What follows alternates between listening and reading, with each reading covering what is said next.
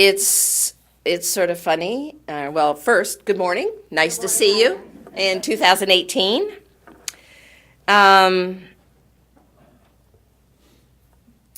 It's funny as wanted to get, we like to sing our last chance to sing Christmas carols today, and we sang a lot about the stars and the kings, and neither of which are factually accurate. Just, I'm going to preach about it anyway, but, just so you know. And I've been amused. This holiday season has seemed to be the season of 2 sermons per week. Write a sermon, rest on your laurels for half a day because you're completed, sigh, erase it, and go back and do it again. I'm calling this the holiday season because in Christmas tradition, this is the beginning of Epiphany, the slow reveal of Jesus to the Gentiles.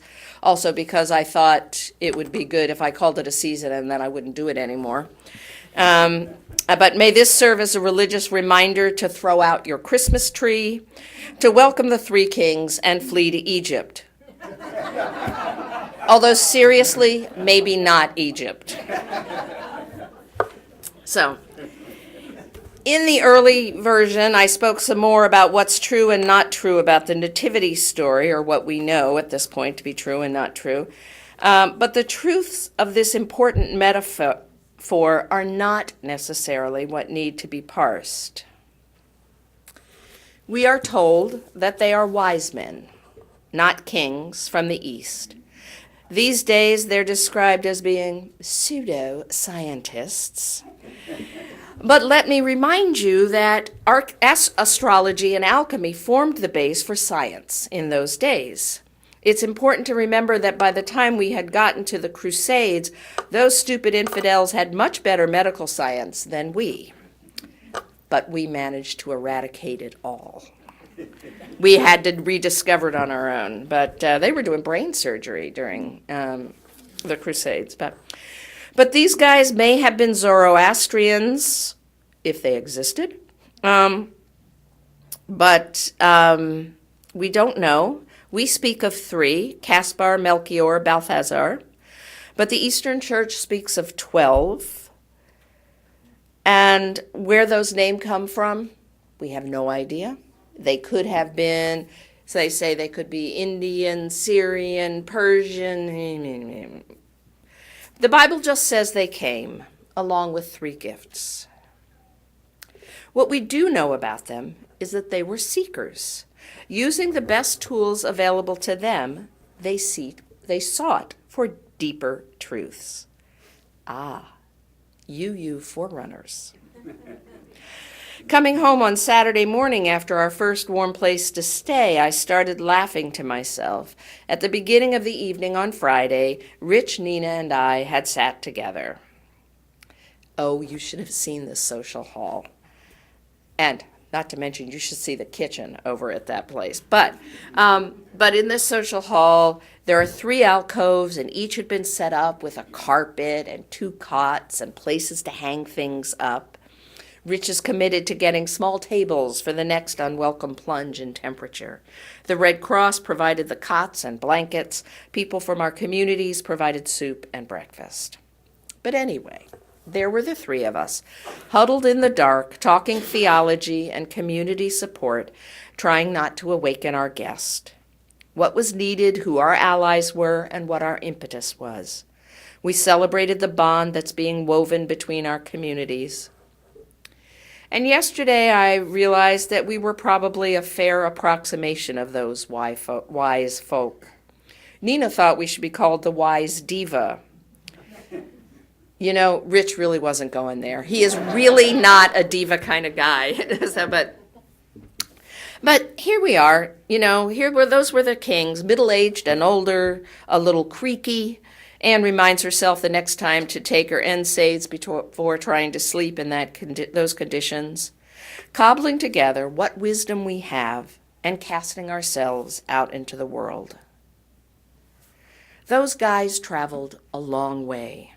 I've been on the back of a camel. You can pad those saddles or boxes all you want. It's a lumbering way to travel. And according to legend, they traveled at night, following that elusive but on an unauthenticated star. I'm sure there were missteps. It took a bit of planning. Together, Rich and I probably made 60 calls just to figure out how to get this 2-night project done. The wise men didn't have text capabilities, social service agencies, and they probably didn't have rooms at the inn either. Although, if they were rich enough, and they probably were, they had servants to put up the tents and make dinner, so probably not as much as a hardship as we might have imagined. I think about the nativity scenes we see: Jesus, Mary, and Joseph. A couple shepherds, 3 wise ones, some animals. Don't forget the host of angels. Remember that nowhere in the Bible does it say that they were the only people hanging out in the stable. Actually, a lot of people would have found there was no room at the inn.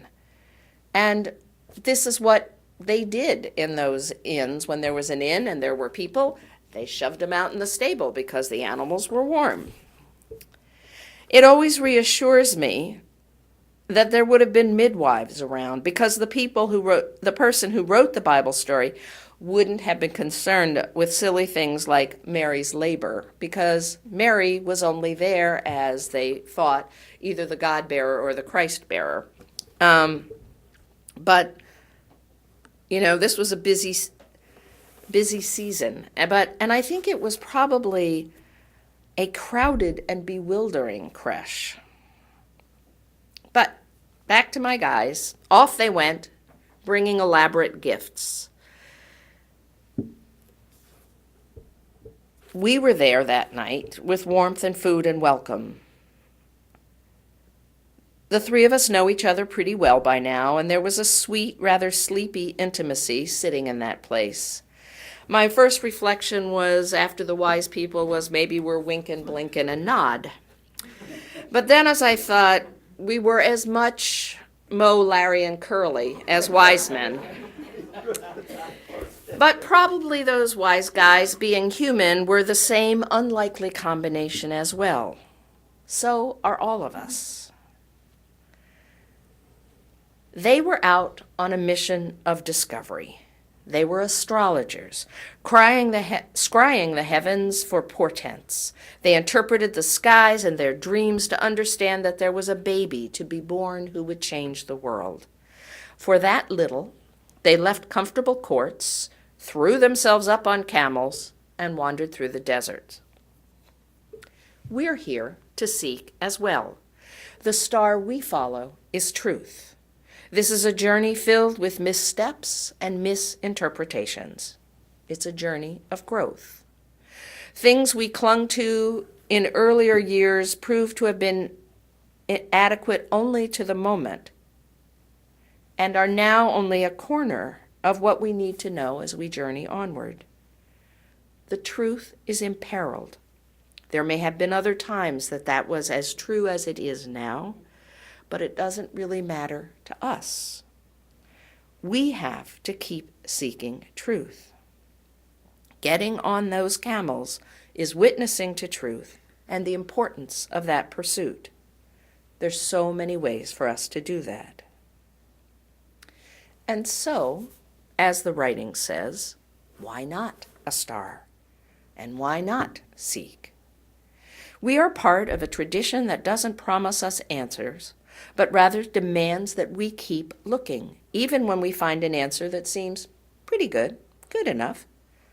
But new sections in our lives and new times in the world demand greater truths. We keep seeking. And as with those wise men, we keep seeking outside our own tradition for partners in truth-seeking. The truth becomes richer that way. And maybe we'll discover many people who, if well nurtured, will bring forth the miraculous within them.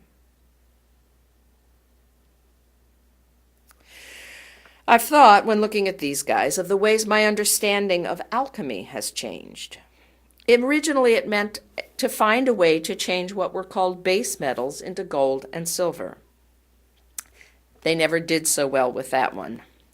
Here, given our agricultural stuff, we'd probably be more about spinning the gold into silver. And I hadn't really thought until I started to think about that this story is also the Rumpelstiltskin story, for the alchemists, right? But now I think of alchemical searches more broadly. How do we transform the world? More specifically, how do we as people transform love into action?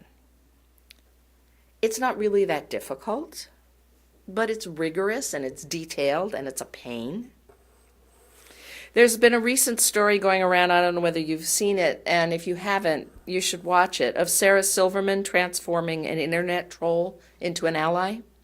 An ally she went to bat for, whose life she helped transform, or at least to whom she offered possibilities of transformation by being both consistent and kind. She knew she had love on her side. When she was challenged, she moved into that place of love. Next thing you know, among other things, she inspired a chiropractor's office to offer him treatment for his back and helped him find a support group for a problem he was having. Instead of continuing to call her names, he made her a commitment to attend a group and stick with it, and to be in touch with her and about his progress in this group. It wasn't easy for Sarah to do because he was truly unkind and dismissive. Somewhere, searching within perhaps, she found the grace needed for that transformation. I found the existence of this weekend's A Warm Place to Stay alchemical in nature. I woke up in the middle of the night, far away from here, worrying about the temperatures I'd looked at back home. I admit I lived in a city, for a lot of years, and I've heard way too many stories about people freezing to death on grates. It's something that, those temperatures really stir that. And then I heard about Jeannie and Al's less than simple escape to the south, which, they got up and drove through the night, so they missed sheets of ice to be driving their RV on. They didn't have propane, or their heaters don't work when they're driving. They didn't have propane in their truck because this and that, because it's easier to travel without the propane. So, they drove, then they'd gone to bed and then saw the weather reports and got up and left. And, you think they're in their late 70s. They're driving down the road in the middle of the night in this big thing, but they got where they needed to go, and that was good. But still, we don't think about ourselves being the one in danger. And then, as Joanne said, there are many people with pipe problems. That was when I had to call my landlord at home and say, make sure you do something about my pipes because they freeze during this temperature. So, and he did. Big cities, because they have those problems, have resources available and set up. So I started poking with a group of people here at church, with all the agency people who would know about supplying those needs, with my clergy colleagues. It was soon clear there wasn't anything. And the guy at the Red Cross office is saying, yeah, we're really worried about that. I was like, why am I calling? But they have a mission, and it doesn't include warming centers. So, and everyone had rules about when they could help. Churches don't have those rules. Zion Lutheran has room, and they are dedicated to using it fully. We kept calling and texting. We kept getting closer. The Red Cross was so excited they couldn't establish a center, but they could help. The first day I was told I'd have to pick up the cots and blankets in Lewisburg. Rich talked to them while I was in the air, and they delivered stuff on Friday. You scrambled, and the synagogue members scrambled, and we had staff and warm food to eat. The good news, bad news is that it's winter, and we may have to do this again.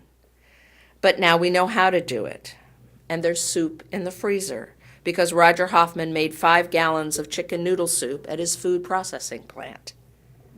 And we have oatmeal for coffee hour. Me, I'm tired. My body doesn't spring back from sleeping on couches the way it used to. But we did great work, and it was alchemy. Isn't that what we're here for? We've turned money into backpacks and into period products. Now we've offered people a warm and safe place to sleep. People are paying attention to the work we do. I heard this week from Bill Bowman at the Daily Item, and he wants to revitalize the Faith and Reason section. He wanted to know if Sunbury Together wouldn't write some columns. Of course we will. What a great opportunity to celebrate our shared work and our individual congregations and our traditions work. He wanted to talk to us because we're doing the Love into Action work. I'm going to get him to talk to some of the other churches around here doing food pantries. I hope there will be columns from our religious educators. Sarah and the teachers have such great programs here. Rich hauls his kids off to do work with local agencies. Excuse me. Nina, Rich, and I talked about the importance of helping people understand that small steps are possible and are the beginning to making a big difference. For the one woman who wandered in on Friday night, it made a difference. We were there. She slept for 11 hours and had food. Her car's in the shop. She doesn't have money for space heaters if she's going to get her car fixed, so she can go to work, so she can make money to have space heaters. So when I hear her talk, I can't really grumble about a bad night's sleep. In those 12 biblical verses, we don't learn anything about the wise men other than that they came. They brought gifts that left Mary pondering things, and that they listened to a dream, and probably the gossip at the local coffee house, and they went home another way. I think the wise men are an invitation to look at our roles in the world. Let us be astrologers and seek the star of truth. Let us be alchemists and work at transforming love into action. And always and forever, let us travel in packs with a similar imperative so that the work is made light by the sharing. It's time to find our camels, saddle up, ride out, maybe to warmer lands. And luckily, we're in the company of people who know how to cook. I, however, do not enjoy camping, so I will be using Hotels.com. I know that there are some people who will be with me there. And you, won't you come with me on our way? Blessed be.